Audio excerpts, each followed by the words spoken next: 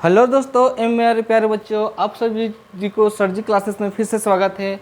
आज हम लोग मैटर इन आवर सराउंडिंग का पार्ट 4 करने वाले हैं। इससे पहले हम लोग ने इसका 3 वीडियो कर चुके हैं। आज हम लोग पार्ट 4 करेंगे और इस वीडियो में हम लोग जानेंगे कि आखिरकार इसमें क्या क्या बताया गया है। तो चलिए देखते हैं कि इस वीडियो में क्या कवर किया गया है। कि आज का हम लोग का गोल रहेगा कि लेटेंट हीट के बारे में समझना। लेटेंट हीट जिसे हम लोग कहते हैं गुप्त ऊष्मा, आखिरकार समझेंगे कि लेटेंट हीट है क्या, कैसे इसका प्रोड्यूस होता है, क्या क्या इसमें बदलाव होती है, कैसे कैसे फेज चेंजेस होता है, स्टेट क्या चेंज होता है। लेटेंट हीट के बारे में डिटेल जानकारी इस वीडियो में आपको मिलेगा। तो आखिरकार हम लोग जानते हैं कि लेटेंट हीट है क्या। तो लेटेंट हीट का मतलब समझते हैं कि आखिरकार लेटेंट हीट क्या है। The heat energy which has to be the supplied to the change the state of substance is called latent heat. कहने का मतलब हमें एक ऐसा हीट देंगे, एक ऐसी गुप्त ऊष्मा देंगे जिससे कि किसी भी सब्सटेंस का क्या होता है, स्टेट चेंज हो जाता है। कहने का मतलब कहीं ना कहीं वो अपना क्या कर लेगा कि अपना स्टेट जो अवस्थाएं होती है वो क्या कर लेगी, चेंज कर लेगी। आप समझ सकते हैं कि कोई अगर वाटर है तो वो स्टीम में हो जाएगा, अगर वो आइस है तो कहीं ना कहीं वाटर में चेंज हो जाएगा, अपना अपना फॉर्मेशन चेंज कर देगा। यही बोल रहा है कि change the state of substance, अपना स्टेट को चेंज कर लेगा। इस कहने का मतलब यहाँ पर लेटेंट हीट का मतलब ही होता है हिडन, कहीं न कहीं छिपा हुआ एक गुप्त ऊष्मा होता है। इसमें बहुत ही ना के बराबर हम लोग देख नहीं सकते, लेकिन कुछ कुछ ऐसी ऊष्मा होती है जो कि खाली स्टेट चेंज करता है, उसका फॉर्मेशन को चेंज कर देता है। देखते हैं क्या बताता है कि अगला देखते हैं कि लेटेंट डज नॉट राइज या इंक्रीज द टेम्परेचर। कहने का मतलब जो भी लेटेंट होता है आपको कहीं ना कहीं टेम्परेचर कभी भी इंक्रीज नहीं करेगा। ये आपको इंक्रीज टेम्परेचर में कोई बदलाव नहीं होगा। सिर्फ ध्यान रखना है कि लेटेंट जो होता है सिर्फ फेजेस को चेंज करता है, अवस्था चेंज करता है, कभी भी वह टेम्परेचर को इंक्रीज नहीं करता है। ठीक है, यहाँ बताया गया जो लेटेंट हीट होता है which is supply in the used in the overcome the force of attractions between the particles of the substance during the changing of state. कहने का मतलब यहाँ पर बात करते हैं कि जो भी हमारा किसी भी सब्सटेंस का जो है उसके बीच का जो पार्टिकल है उसका अट्रैक्शन जो बिटवीन होता है उसके बीच को कहीं कहीं उसको ओवरकमिंग करता है, उसको कम करता है। कहने का मतलब अगर मान लें कि एक जो है एक कोई बीकर में कोई सब्सटेंस है और उसके बीच में जो बहुत सारा अट्रैक्शन जो है लगा हुआ है, ये किसी भी सब्सटेंस के बीच में इसके पार्टिकल के बीच में अट्रैक्शन है। जब इसको हम लोग लेटेंट हीट देते हैं तो इसके बीच का जो अट्रैक्शन पावर था वो कहीं न कहीं वो पार्टिकल में क्या होता है, ओवरकमिंग होने लगता है, टूट जाता है। अगर वो बहुत ज़्यादा क्लोज है तो उसका पार्टिकल दूर दूर होने लगता है और वो अपना फेसेस को क्या करता है, चेंज कर देता है। दैट मीन्स अगर समझो कि अगर सॉलिड है, आइस है, तो जब हम लोग क्या लेटेंट हीट देंगे तो कहीं ना कहीं यह आइस से किस में चेंज हो जाएगा, लिक्विड। दैट मीन्स ये आपका वाटर में चेंज हो जाएगा। ठीक है, ये वाटर में चेंज हो जाएगा। तो ये इसके बीच में जो अट्रैक्शन फोर्स था वो कहीं ना कहीं वीक हो जा रहा है, टूट जा रहा है और अपना जो फेसेस है वो चेंज कर दे रहा है। ठीक है, तो ये हम लोग लेटेंट हीट के बारे में समझेंगे। ये जो है आपका हिडन होता है, कहीं ना कहीं ये छिपा हुआ होता है। नेक्स्ट आते हैं आगे। अब हम लोग टाइप ऑफ हम लोग लेटेंट हीट पढ़ेंगे कि लेटेंट हीट कितने टाइप का होता है। तो पहली बात, लेटेंट हीट आपको 2 टाइप का होता है। लेटेंट हीट ऑफ द एक फ्यूज़न हो जाएगा और latent heat of the vaporisation. दो ध्यान रखिएगा कि जो भी टाइप ऑफ द अगर स्टेट पूछेगा, लेटेंट हीट पूछेंगे तो 2 टाइप के होते हैं, लेटेंट हीट ऑफ फ्यूज़न और लेटेंट हीट ऑफ वेपराइजेशन। एक एक करके बारे में जानकारी लेते हैं इसमें क्या क्या है। सबसे पहले हम लोग बात करते हैं लेटेंट हीट ऑफ फ्यूज़न, जिसे हम लोग कहते हैं solid to liquid change. Solid to liquid change में हम लोग देखते हैं कि आखिरकार क्या क्या होता है इसमें। पहली बात तो हम लोग बात करते हैं कि there is no rise in temperature during the melting of ice. अगर हम लोग बात करते हैं कि अगर हम लोग मेल्ट कर रहे हैं, किसी भी आइस को हम लोग पिघला रहे हैं, तो इसमें किसी प्रकार का टेम्परेचर को बढ़ाने की ज़रूरत नहीं है। नो राइज, वही लिखा है, देयर इज नो राइज। हम लोग को टेम्परेचर को नहीं बढ़ाएंगे। अगर जब क्या होता है, जब हम लोग आइस को मेल्ट कर रहे हैं और उसमें वाटर में चेंज कर रहे हैं, दैट मीन्स फेसेस में चेंज कर रहे हैं, उसमें टेम्परेचर बढ़ाने की कोई आवश्यकता नहीं है या नहीं होती है। यहाँ पर बोल रहा है कि the heat which is going into ice, अगर हम हीट दे रहे हैं ice but not increase the its temperature is the energy required to change the state of ice from solid. अब ice from solid to liquid, यहाँ ध्यान रखिएगा कि वही बात फिर से बताया जा रहा है कि एक हम लोग हीट देंगे, तापमान देंगे, जिससे कि कोई भी आइस है वो अपना टेम्परेचर को इंक्रीज नहीं करेगा। टेम्परेचर जितना के तितना ही रहेगा। मान लो 0 डिग्री सेल्सियस में जो हम लोग होता है कि कोई भी जो होता है आइस वो पिघल के किस में, वाटर में चेंज हो जाता है। अगर हम टेम्परेचर वहाँ इंक्रीज भी कर रहे हैं तो टेम्परेचर में कोई प्रभाव नहीं हुआ पड़ेगा, दैट मीन्स उसमें आपका कोई ज़्यादा इफेक्ट पड़ने वाला है। लेकिन हाँ, एक प्रभाव पड़ेगा, जो उसका स्टेट होगा वो इसका वो चेंज होगा। दैट मीन्स अगर वह आइस मेरा सॉलिड में है तो कहीं ना कहीं वो किस में चेंज हो जाएगा, लिक्विड में चेंज होगा। लेकिन टेम्परेचर ज़्यादा बढ़ेगा नहीं, 0 डिग्री का अगर वह सेल्सियस है तो 0 ही डिग्री रहेगा, उसमें कोई ज़्यादा बढ़ने की संभावनाएँ नहीं रहेगी। नेक्स्ट है कि the latent heat of fusion, जिसे हम लोग फ्यूजन को मेल्टिंग भी कहते हैं, of solid is the quantity of heat is joule required to the convert 1 kilogram of the solid at the जो होते हैं melting point liquid to without any changing of the temperature.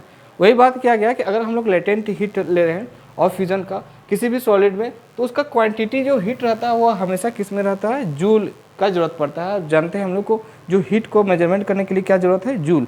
ये convert करता है 1 kilogram जो भी आपका solid है वो किस में चेंज कर देगा, आपको लिक्विड में, ठीक है। और इसमें किसी प्रकार का कोई टेम्परेचर में चेंज नहीं होगा। बार बार एक ही बात बताया जा रहा है लेटेंट हीट का कि आप टेम्परेचर को बिना चेंज किए हुए उसका फेसेस को चेंज कर सकते हैं बाय किसके द्वारा, लेटेंट हीट के द्वारा। हीट है दैट मीन्स वो उसके लिए क्या जरूरत है, जूल रिक्वायरमेंट है आपको मेजरमेंट करने के लिए। आगे देखते हैं कि heat energy is use to up with the changing the state of solid substance by overcoming the force of attraction between the particles. फिर वही बात किया गया कि आप उसके बीच का जो भी अट्रैक्शन है, कोई भी पार्टिकल के बीच का जो अट्रैक्शन है उसको हम लोग हीट देंगे।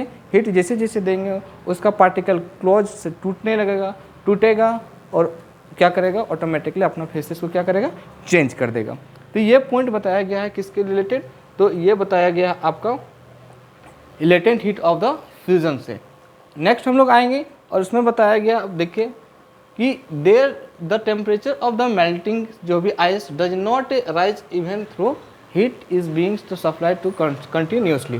कहने का मतलब यहाँ बात करते हैं कि जो टेम्परेचर ऑफ मेल्टिंग आइस, जो ऐसा टेम्परेचर जिससे कि क्या करेगा कि आपका मेल्ट कर देगा किसको, आइस को, does not rise even through the heat is continuously supply.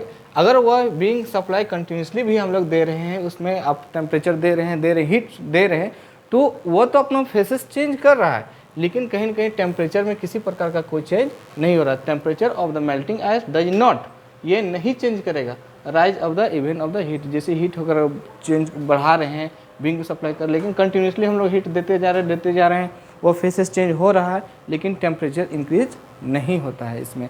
That means वो सिर्फ क्या करता है, पार्टिकल के जो किसी भी सब्सटेंस के पार्टिकल है उसको या तो वो और ज़्यादा रेयर करने लगेगा, और ज़्यादा उसको और तोड़ने की कोशिश करेगा और अपने फेसेस को क्या करता है, चेंज करता है। आइस जो होता है वह देखिए 0 डिग्री से more effective in the cooling in the substance than the water in 0 degree.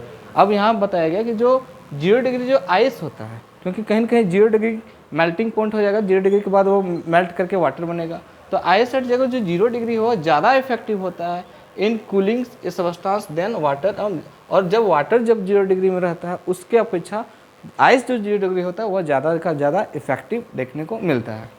अगला बताया है कि when a liquid freeze to from solid an equal amount of heat is given out. जब कोई लिक्विड जो है वो फ्रीजेज करते हैं, कहीं ना कहीं उसको हम लोग और ज़्यादा जमाते हैं या फ्रीज करते हैं टू फॉर्म ऑफ सॉलिड के रूप में, तो equal amount of heat is given out, उसको भी उतना ही अमाउंट में हीट देना पड़ता है ताकि वो क्या कर सकते हैं, फिर से फ्रीजेज करके हम लोग सॉलिड के फॉर्म में आइस के रूप में उसको हम लोग फॉर्मेशन कर सकते हैं। ठीक है, तो अब जो हम लोग आगे देखते हैं इसको सेकेंड जो बताया गया latent heat of the vaporization. जो लेटेंट हीट का जो सेकेंड पार्ट है या सेकेंड टाइप जिसे कह सकते हैं उसका नाम है हमारा आपका लेटेंट हीट ऑफ वेपराइजेशन, जिसे हम लोग क्या कर सकते हैं नॉर्मली आपका इसको हम लोग कहते हैं लिक्विड टू गैस चेंज करेंगे। अभी तक हम लोग पिछला बार में बोले थे कि सॉलिड टू लिक्विड में चेंज किए थे, इस बार जो होगा लेटेंट हीट ऑफ वेपराइजेशन में लिक्विड रहेगा, लिक्विड से हम लोग किस में जाएंगे, गैस में। तो यहाँ बताया गया है कि once the water has begun to the boil, जब हम लोग कोई भी वाटर को हम लोग क्या करते हैं, इसको बॉयल करते हैं, तो टेम्परेचर्स जो होता है temperatures remain at 100 degree. Temperature तो मेरा 100 का 100 डिग्री से ही सेल्सियस ही रहेगा until all the water has change into the steam. लेकिन जो वाटर है वो कहीं न कहीं वो जो होगा आपका वो चेंज हो जाएगा किस में, स्टीम में, दैट मीन्स भाप में वो चेंज होगा। कहने का मतलब अब फिर से हमारा क्या दे रहे हैं, लेटेंट हीट। लेटेंट हीट पहले हम लोग 0 डिग्री सेल्सियस से हम लोग कर रहे थे, दैट मीन्स उसमें हम लोग आइस से हम लोग वाटर में गए थे, सॉलिड से लिक्विड में। अब हम लोग जा रहे हैं लिक्विड से स्टीम मतलब गैसेस फॉर्म में। तो पता है कि जो हम लोग का अगर हीट करके अगर स्टीम में चेंज करने के लिए कितना डिग्री चाहिए, 100 डिग्री सेल्सियस की आवश्यकता होती है। तो वाटर हैज़ चेंज इनटू किस में बदल जाएगा, वो स्टीम में, भाप में बदल जाएगा। इसके लिए भी क्या चाहिए, लेटेंट हीट। यहाँ लेटेंट हीट जो vaporisation of the liquid is the quantity of the heat is joule. फिर से वही बता रहे हैं कि जो लेटेंट हीट जो होता है वेपोराइजेशन करने के लिए किसको, किसी भी लिक्विड को, अगर कोई लिक्विड है उसको हम लोग हीट दे रहे हैं और उसको कहीं ना कहीं हम लोग वेपोराइज करना चाहते हैं वेपर के रूप में, तो the quantity of heat is किस में नापा जाता है, जूल रिक्वायर्ड। उसके लिए भी हीट है, दैट मीन्स जूल, क्योंकि हीट को हम लोग मेजरमेंट करते हैं, जूल की जरूरत पड़ता है ताकि 1 किलोग्राम को कन्वर्ट कर सकते हैं किसको, इसमें लिक्विड में, ठीक है। और लिक्विड से किस में, वेपर या तो फिर गैस में, without any change in temperature, बिना चेंज हुए, टेम्परेचर में कोई बदलाव नहीं होगा, सिर्फ फेसेस में बदलाव होगा। दैट मीन्स अब जो फेस जो होगा, अब जो अवस्थाएं होगी वह बदल जाएगी। दैट मीन्स अब लिक्विड से किस में चल जाएंगे, गैस में, कहने का मतलब स्टीम में चल जाएंगे, ठीक है, भाप जिसे कहते हैं। Latent heat of the vaporisation of the water, अगर हम लोग कोई वाटर है और उसको हम वेपोराइज करना चाहते हैं तो उसके लिए कितना जूल की आवश्यकता होता है या कितना हमको लेटेंट हीट की ज़रूरत पड़ती है। तो कहने का मतलब यहाँ पर 22.5 × 10⁵ जूल पर केजी की आवश्यकता होगी। किसको, हम लोग जब वाटर को वेपोराइज करेंगे, कहीं ना कहीं उसको स्टीम के रूप में लाने के लिए हम कितना चाहिए, 22.5 × 10⁵ जूल पर केजी, ठीक है। इसको थोड़ा सा याद करिएगा कि the latent heat of the vaporisation of water is 22.5 × 10⁵ joule पर केजी। ये जरूरी है, एग्जाम में अक्सर पूछा जाता है। यहाँ बात करते हैं next topic, the heat energy supplied to a boil liquid. कोई भी लिक्विड को हम लोग बॉयल करते हैं, उसके लिए जो हीट हम लोग सप्लाई कर रहे हैं is use to the change the state, फिर से वह स्टेट चेंज करेगा किसमें, liquid substance by overcoming the force of attraction. बिल्कुल जिस तरह हम लोग पहले भी हम समझा चुके थे कि जो उसके बीच के जो सब्सटेंसेस होता है, उसके बीच में जो रहते हैं लिक्विड पार्टिकल, वो कहीं ना कहीं वो टूटेगा और कहीं ना कहीं वो वेपर के रूप में कन्वर्ट हो जाएगा। इसके बीच में जो अट्रैक्शन पावर था वो भी टूटना स्टार्ट कर देगा, ठीक है, टूटेगा, ऑटोमेटिकली उसका जो स्टेट हुआ चेंज हो जाएगा, ठीक है। आगे देखते हैं हम लोग कि once the water has begun to the boil, अगर हम लोग कोई वाटर को हम लोग क्या कर रहे हैं, हम लोग इसको हम लोग बॉयल कर रहे हैं, बिगन टू बॉयल स्टार्ट किए हैं हम लोग, तो जैसे करेंगे तो the temperature remain in the 100 degree. ये जो हमारा जो टेम्परेचर हमेशा 100 डिग्री रहेगा until all the water has change into steam. अगर जब तक वह वाटर चेंज होते होते कहीं ना कहीं वह स्टीम के रूप में भी ख़त्म हो जाएगा, लेकिन चेंज हो जाएगा, लेकिन उसका टेम्परेचर जितना का तितना रहेगा, मतलब, ठीक है। तो यहाँ तक आप लोग को समझ में आ गया होगा कि जब हम लोग 100 डिग्री सेल्सियस क्या करते हैं, देते हैं, तो क्या होता है, वह चेंज हो जाता है किसमें, स्टीम में, ठीक है। लिक्विड से किसमें चल गया है, स्टीम में। अब हम लोग नेक्स्ट स्लाइड में आते हैं, क्या कहता है कि देखिए अब जो टेम्परेचर ऑफ बॉइलिंग वाटर, अगर हमारा जो भी बॉइलिंग वाटर का the temperature of the boiling water does not rise even through the heat began to be continuously. फिर से वही बात किया जैसे हम लोग लिक्विड वाला हम बात किए थे फर्स्ट, जब हम लोग उसमें चेंज किए थे सॉलिड से लिक्विड में, इसमें भी वही बात कर रहा है।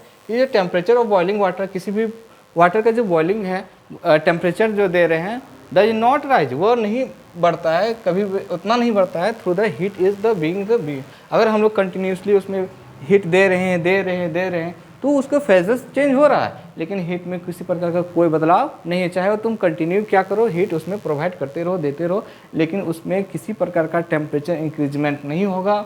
बार बार एक ही पॉइंट को ज़्यादा कवर किया है, टेम्परेचर बिना चेंज किए हुए फेसेस क्या होता है, चेंज हो रहा है। दैट मीन्स उसमें हीटेड कंटिन्यूसली देने पर भी आपका जो होता है टेम्परेचर चेंज बढ़ता नहीं है, दैट मीन्स सिर्फ फेसेस चेंज होता है। अब बात करते हैं कि when water change into the steam, जब हम लोग कोई भी वाटर को किस में चेंज कर रहे हैं, स्टीम में, इट अब्जॉर्ब लेटेंट हीट। बिल्कुल वह क्या अब्जॉर्ब करता है, लेटेंट हीट करता है। बट व्हेन स्टीम जो है वह condenses to form of water, लेकिन जब हम लोग कोई भी स्टीम को हम लोग उसको कंडेंस करते हैं, मतलब कहीं ना कहीं वह जमाते हैं उसको किसमें, वाटर के फॉर्म में, क्योंकि कहीं स्टीम को हम फिर से क्या वापस ला रहे हैं, वाटर में, तो unequal amount of latent heat is given our. तो दोनों अवस्था में, चाहे वो तुम वाटर से स्टीम में ले जाओ, चाहे तुम स्टीम से फिर कंडेंसन करके क्या करना है, वाटर में ले आना है, दोनों परिस्थितियों में, दोनों स्थिति में कहीं ना कहीं आपका इक्वल अमाउंट में लेटेंट हीट की ज़रूरत पड़ती है, दैट मीन्स उतना देना पड़ता है, ठीक है।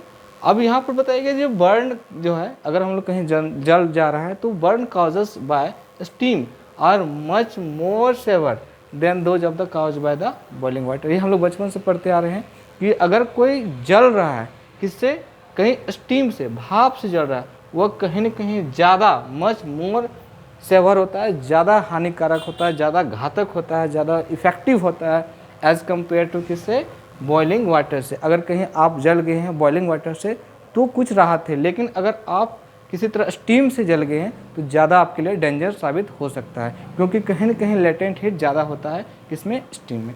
This is due to the fact that steams contains more heat, क्योंकि यहाँ बताया गया है कि ये फैक्ट बताया गया कि स्टीम के पास कहीं न कहीं ज़्यादा मात्रा में हीट कंटेंट रहता है, उसमें मौजूद रहता है in the form of latent heat. किस हीट फॉर्म में, तो लेटेंट हीट के फॉर्म में। Then boiling water, boiling water से जो बॉयल करता है, बॉइलिंग वाटर से ज़्यादा मात्रा में जो लेटेंट हीट प्रेजेंट रहता है किसमें, स्टीम में। तो हमने इस वीडियो में पूरा का पूरा हम लोग ने क्या किया, लेटेंट हीट के बारे में समझा कि लेटेंट हीट क्या है, कितना इफेक्टिव करता है, क्या नहीं करता है, ठीक है। इसके बारे में हम लोग इसके टाइप के बारे में जाने, इसके अवस्थाएं के बारे में जाने, सब कुछ इसके बारे में हम लोग अच्छी तरह से इस वीडियो में कवर कर लिए, ठीक है। अब हम लोग आते हैं नेक्स्ट वीडियो में कभी, और इसके पार्ट 5 आएगा और हम लोग इस चैप्टर को कंटिन्यू रखेंगे। तब तक हमारे चैनल के साथ बने रहिए और इस चैनल को सब्सक्राइब और शेयर कीजिए और हम लोग को और ज़्यादा मोटिवेट कीजिए। तब तक मिलते हैं नेक्स्ट वीडियो में। Bye bye, take care.